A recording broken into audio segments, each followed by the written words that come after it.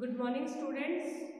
Welcome back to our online classes of BA Part Second Year English Literature, started by our own college, Srimati Ramkumari PG Mahila Mahavidyalaya. Students, अपनी poem elegy written in a country चर्चा चल रही थी और ये काफ़ी हद तक कंप्लीट हो गई है.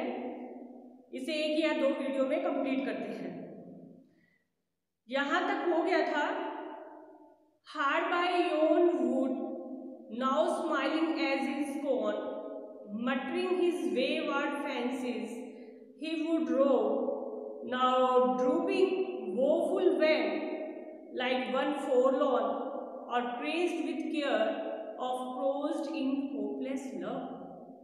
ओके, यहाँ तक कंप्लीट हो गया था. नेक्स्ट स्टैंजा करते हैं. One more I missed him on the customed hill, along the heath and near his favorite tree. Another came, not yet beside the rail, nor up the lawn, nor at the wood was he. अब देखो poet क्या कह रहा है. One morn. Morn means morning. Morn का मतलब क्या होता है? Morning. Okay. One morn means morning. I missed him on the customed hill. Customed hill का मतलब होता है उस हिल पे, उस पहाड़ी पे जहां हमारा पोएट रेगुलरली जाता था, नियमित रूप से जाता था. कस्टम्ड होता है ना, यानी नियमित रूप से, रेगुलर जाता था. Along the heath. Along the heath. heath का मतलब होता है ढेर. ढेर को बोलते हैं, है ना. जैसे लंबे से कोई किताबों का ढेर या कपड़ों का ढेर हम लगा देते हैं, उसे heath बोलते हैं. Along the heath and near his favorite tree. ठीक है.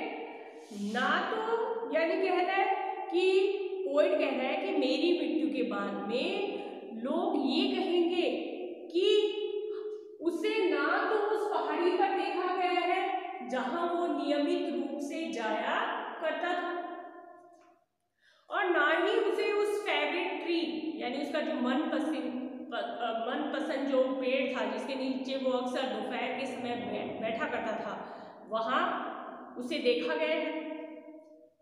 ठीक है. अनदर केम. अनदर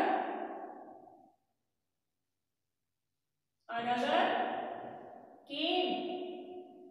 अनदर केम का मतलब होता है नेक्स्ट डे. Next day. ठीक है. Next day. Another came not yet beside the rill. beside the rill. rill का मतलब होता है river. rill का मतलब क्या होता है? river. ठीक है. कह रहे दूसरा दिन शुरू हो जाएगा और उसे beside. beside का मतलब होता है पास में. beside का मतलब क्या होता है? beside यानी पास में.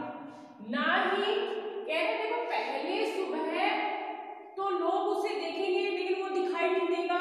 कहाँ दिखाई नहीं देगा? जहां वो नियमित रूप से उस पहाड़ी पर जाया करता था. और ना ही उस पेड़ के नीचे बैठा हुआ दिखाई देगा जो उसे बहुत पसंद था, जहां वो दोपहर के समय बैठा करता था. ठीक है. और कह रहे हैं दूसरा दिन. अनदर केम. अनदर केम का मतलब ये नहीं होता है कि दूसरा व्यक्ति आया और उसने ये कहा. अनदर केम का मतलब होता है नेक्स्ट डे, यानी दूसरे दिन भी लोग कह रहे हैं कि मुझे खोजेंगे, मुझे ढूंढने की कोशिश करेंगे. और मुझे कहाँ खोजेंगे?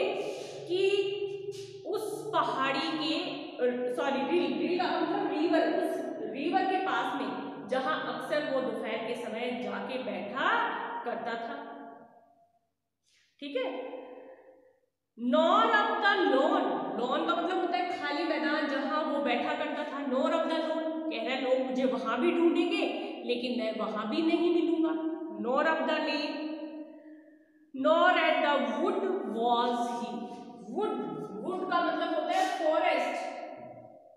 wood का मतलब पोइट्री में क्या होता है? फॉरेस्ट। क्या होता है? फॉरेस्ट।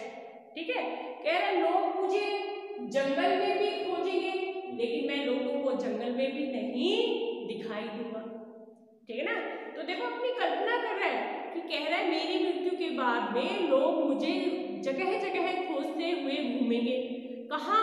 जहां अक्सर मैं जाया करता था या जाकर बैठा करता था।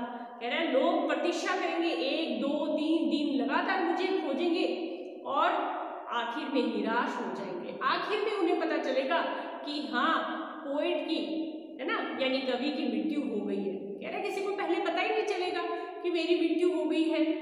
लोग मुझे खोजना शुरू करेंगे और वहां वहां खोजेंगे जहां अक्सर मैं जाके बैठा करता था या जहां जाया करता था। ठीक है, तो इसलिए उसने बोला वन मोर आई मिस्ड का मतलब होता है मैं वहां से गायब हो जाऊंगा। मिस्ड का मतलब गायब नहीं है यहाँ पे, यहाँ मिस्ड का मतलब होता है death.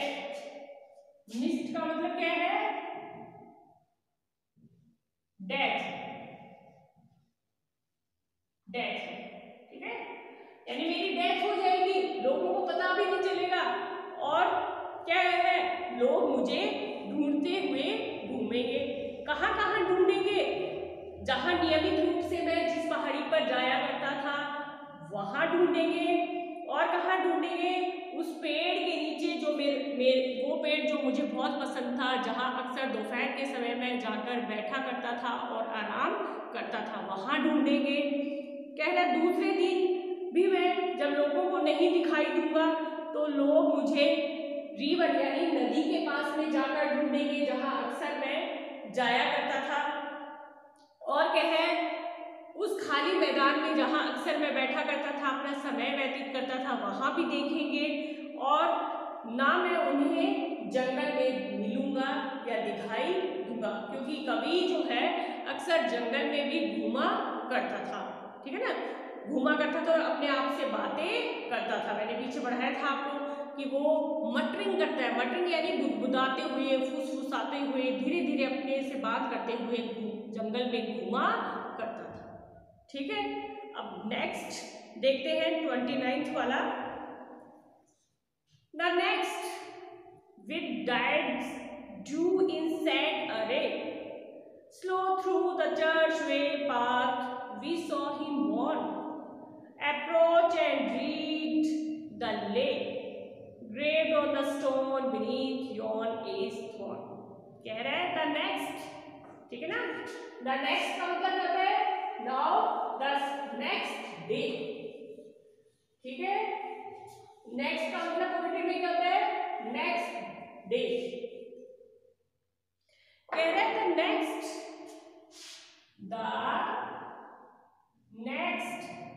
the next means the next day, the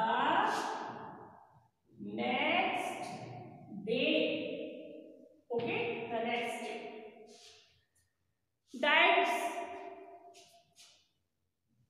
Diets means मृत्यु गीत। क्या होते हैं? मृत्यु गीत। यानी देखो हमारे भी क्या होता है कि जब बहुत बूढ़ा व्यक्ति की मृत्यु हो जाती है तो हम उसके ऊपर कुछ मृत्यु गीत गाते हैं, तो उसे डायट्स बोलते हैं। ठीक है, ये होता है मृत्यु गीत, डेथ सॉन्ग आप लिख सकते हो इसको, डेथ सॉन्ग। ठीक है, death song. The next with diets due in sad अरे। सैड अरे मतलब दुख की अवस्था में गाना। सैड अरे यानी sing in a sad mood, sing in a sad mood, sing in a sad mood. Okay, slow through the church way path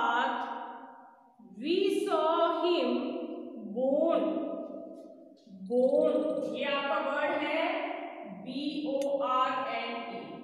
देखो बेटा, कई बच्चे बहुत जल्दी में बॉर्न का मतलब होता है जन्म लेना।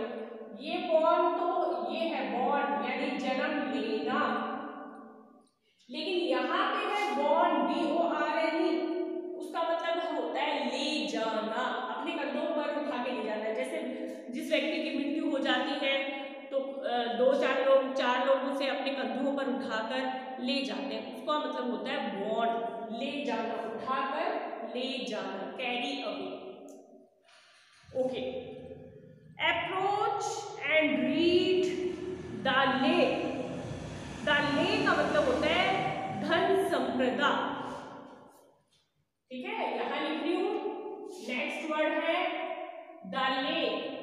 द लेक यानी धन संप्रदा को बोलते हैं, जो व्यक्ति के पास उसमें धन दौलत होती है उसको बोलते हैं। ठीक है, ग्रेव्ड का मतलब होता है अंकित करना, graved.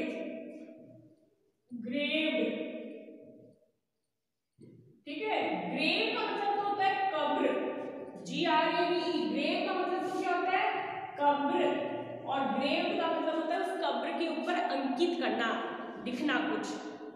Graved on the stone beneath. Beneath का मतलब होता है अंडर। बीनीथ का मतलब होता है अंडर, नीचे, अंडर। Yon as थॉन। ठीक है, अब मैंने सारे हार्ड वर्ड्स आपके सामने रख दिए हैं, लिख दिए हैं। देखिए, अब पढ़ते हैं पूरे पैराग्राफ को। कह रहे द नेक्स्ट का मतलब होता है अगले दिन। देखो, पहले वाले दिन उसने बता दिया, 2 दिन हो गए कि पहली सुबह जब लोग उठेंगे तो मुझे उस हिल पर, उस पहाड़ी पर जहां अक्सर रोजाना मैं जाया करता था, वहां मैं लोगों को नहीं दिखाई दूंगा। और कह रहा है लोग फिर मुझे कहाँ ढूंढेंगे, उस पेड़ के नीचे जो मेरा मनपसंद पेड़ था, जहां अक्सर मैं दोपहर के समय जाके बैठा करता था, वहां ढूंढेंगे, वहां भी मैं लोगों को नहीं मिलूंगा। फिर कह रहा है अगले दिन लोग मुझे कहाँ खोजेंगे, उस रिवर के पास में, उस नदी के पास में जहां अक्सर मैं जाकर बैठा करता था। और कह रहा है उस खाली मैदान में भी लोग मुझे ढूंढेंगे, और कहाँ ढूंढेंगे, जंगल में भी लोग मुझे खोजेंगे, लेकिन मैं उन लोगों को कहीं पर भी नहीं मिलूंगा। ठीक है, फिर क्या कह रहा है कि लोगों को पक्का विश्वास हो जाएगा कि मेरी मृत्यु हो गई है। अब कह रहे हैं नेक्स्ट डे क्या होगा, the next with dirges due in sad array. तो दूसरे दिन लोगों को मेरे मृत्यु गीत सुनाई देंगे, यानी लोग उदास हो जाएंगे और उनको पक्का पता चल जाएगा कि मेरी मृत्यु हो गई है, और लोग मृत्यु गीत गाना शुरू कर देंगे। स्लो थ्रू द चर्च वे। देखो क्या होता है, जो अपना हिंदू धर्म है उसमें लोगों को जलाया जाता है, बाकी धर्म में क्या है, दफनाया जाता है। तो कह रहे हैं चर्च वे का मतलब होता है चर्च वाले रास्ते से। चर्च यार्ड वो स्थान होता है, चर्च यार्ड, जहां पर लोगों को दफनाया जाता है, और चर्च के रास्ते से लोग मुझे ले जाएंगे, मेरी डेड बॉडी को ले जाएंगे। वी सॉ हिम बोन का मतलब मैंने बता ही दिया आपको, ले जाना, यानी डेड बॉडी को उठाकर ले जाना। कि दूसरे दिन लोग मेरी डेड बॉडी को उठाकर चर्च वाले रास्ते से लेकर जाएंगे। अप्रोच, वहां पहुंचेंगे, एंड रीड द लेक, और मेरी धन संपदा के बारे में रीड करेंगे। क्योंकि जैसे लोग, किसी भी व्यक्ति की मृत्यु हो जाती है तो मृत्यु के बाद में हम उसके गुण अवगुणों के बारे में व्यक्त करते हैं। Graved on the stone beneath yon aged thorn, और कह है उसके बाद में मेरी कब्र के ऊपर जो पत्थर है रखा जाएगा, उसके ऊपर अंकित कर दिया जाएगा, है ना, कि जैसे अंकित करते हैं ना कि इसका ये नाम है, इसकी मृत्यु ये उस समय हुई, तो ऐसे अंकित कर दिया जाएगा। ठीक है, अब आते हैं द एपिथेट के ऊपर। लास्ट 3 पैसेज और बचे हैं। कह रहा है Here rests his head upon the lap of earth, a youth to fortune and to fame unknown. Fair signs front not on his humble birth, and melancholy marked him for her own. Okay. Here rests his head upon the lap of earth. ठीक है, इसका लिखती हूँ मैं, hard words लिख देती हूँ आप लोगों को।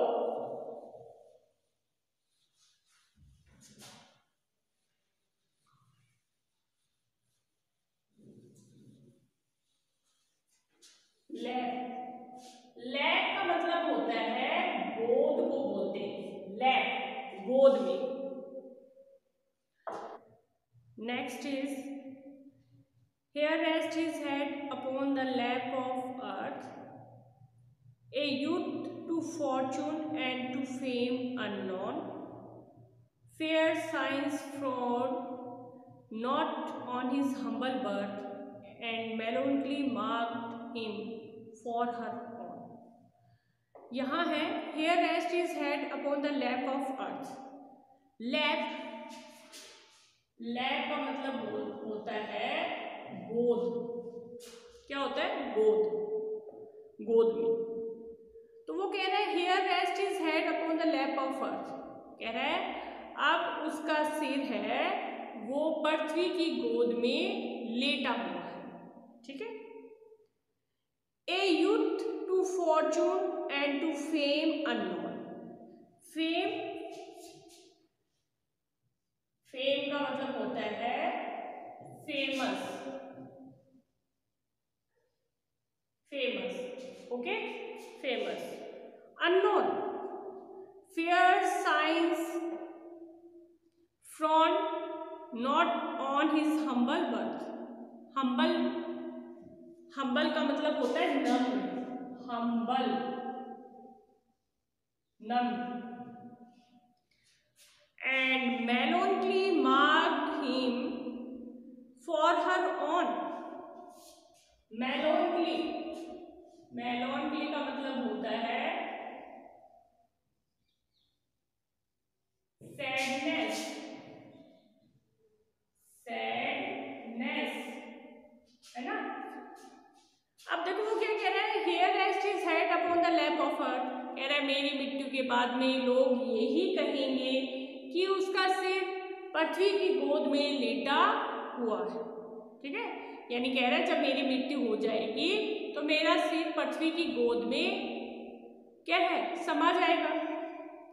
ए youth to fortune and to fame unknown, जो मैं जितना फेमस हुआ हूँ या कोई भी व्यक्ति जब बहुत फेमस होता है और उसकी मृत्यु हो जाती है तो वो अननोन हो जाता है, फिर लोग उसको भूल जाते हैं।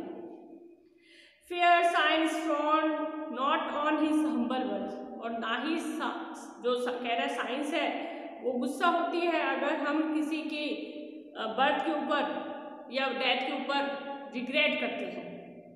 And melancholy marked him for her own, और हमेशा के लिए melancholy यानी उदासी छा जाती है। अब देखो melancholy और marked है, melancholy और marked, इसमें आपका MARK दिमाग, इसमें आपका एलिट्रेशन है। क्या है? एलिट्रेशन, क्योंकि दोनों में क्या है, MM का यूज हुआ है, melancholy और marked। ठीक है, तो उसने कहा व्यक्ति की मृत्यु के बाद में व्यक्ति पृथ्वी की गोद में समा जाता है और वो हमेशा के लिए उसमें विलय हो जाता है। अब कह रहा है large was his bounty and his soul sincere, heaven did a recompense as largely sent. He gave to misery all he had, a tear he gained from heaven. It was all he wished a friend. कह रहा large was his bounty. Bounty का मतलब होता है उदारता। And his soul sincere. Sincere का मतलब होता है नियमित होना। Heaven, heaven यानी स्वर्ग से लिया गया, गॉड से। डिड ए रिकम्पेंस, रिकम्पेंस का मतलब होता है पुरस्कृत करना, पुरस्कार देना। As largely send he gave to misery all he had, कह रहा व्यक्ति जितना भी उदार हो और उसकी जो आत्मा होती है वो कितनी भी नियमित हो, कह रहा है हेवन जो है, गॉड जो है वो उसे पुरस्कृत करता है अगर व्यक्ति बहुत उदारता होता है। देखो वो बताना चाह रहा है कि हमें जीवन में अच्छे कार्य करना चाहिए। मृत्यु के बाद में हमें क्या है, जो भगवान है जब हम लौट कर जाते हैं तो हमें पुरस्कृत करता है। तो व्यक्ति को कभी भी क्या है, कठोर नहीं होना चाहिए, उदार बनकर रहना चाहिए। He gave to misery all he had, कह रहा है he gave to misery, भगवान हमें मिजरी देता है, दुख दर्द देता है।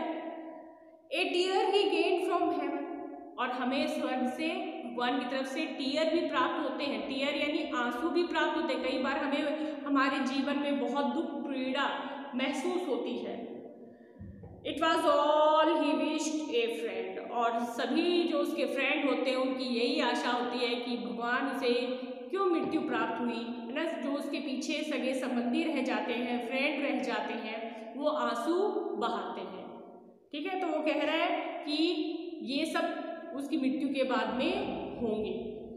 And the last paragraph is, देखो इसमें आप एलिट्रेशन ढूंढ सकते हो। ही हैड में एलिट्रेशन आया है इस पैराग्राफ में भी, ही और हैड, इसमें भी आपका एलिट्रेशन है। क्या है, एलिट्रेशन का यूज हुआ है। ठीक है, ही हैड। अब लास्ट पैराग्राफ की तरफ चलते हैं। No farther seek his merits to disclose, seek to disclose का मतलब होता है फाइंड आउट, पता लगाना। ठीक है, और ड्रॉ हिज फेरलिटीज, फेरलिटीज का मतलब होता है वीकनेस। क्या होता है, वीकनेस, जो व्यक्ति के अंदर कमजोरियां होती हैं। From their dread abode, dread abode का मतलब होता है पवित्र आवास स्थान। There they alike in trembling hope repose the bosom of his father and his God, कह रहा है व्यक्ति नो फर्दर, फर्दर का मतलब होता है सर्च करना, पता लगाना, ढूंढना, तलाशना।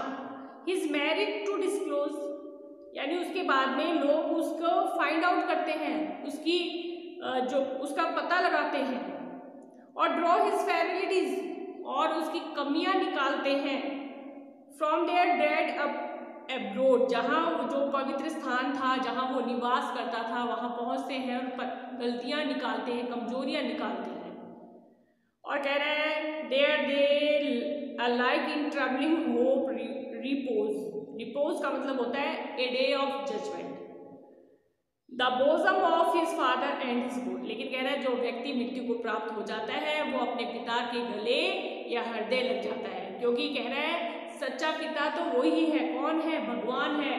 मृत्यु के बाद में हम अपने पिता से जाके मिल जाते हैं और उसके हृदय लग जाते हैं। कह रहा है ये समाज तो खोखला है, वो ये कहना चाह रहा है कि इस समाज में कुछ नहीं रखा, ये बिल्कुल खोखला है। लोग ढोंग करते हैं, झूठा नाटक करते हैं, है ना। कह रहा है इस संसार में कोई भी व्यक्ति किसी के प्रति वफादार नहीं है। कह रहा है सच्चा प्यार तो मृत्यु के बाद में ही व्यक्ति को मिलता है, जब वो अपने सगे पिता यानी भगवान के बारे में बातें कर रहा है वो, कि अपने पिता से जाकर मिलता है और उसके गले लग जाता है। कह रहा है सच्चा पिता तो वही है और वहीं पर हमें सच्चा प्रेम प्राप्त होता है। तो देखो कितनी बड़ी इसकी पोएम है एलिजी, और आज ये कंप्लीट हुई है आपकी पोएम। और इसने लास्ट में बहुत अच्छा कंक्लूजन भी रखा है कि हमें इस संसार से ज़्यादा मोह नहीं रखना चाहिए, हमें सच्चा प्यार तो स्वर्ग में भगवान के पास में ही प्राप्त होता है। ठीक है students, I hope that you understood and also like this poem very much. Thanks and have a nice day.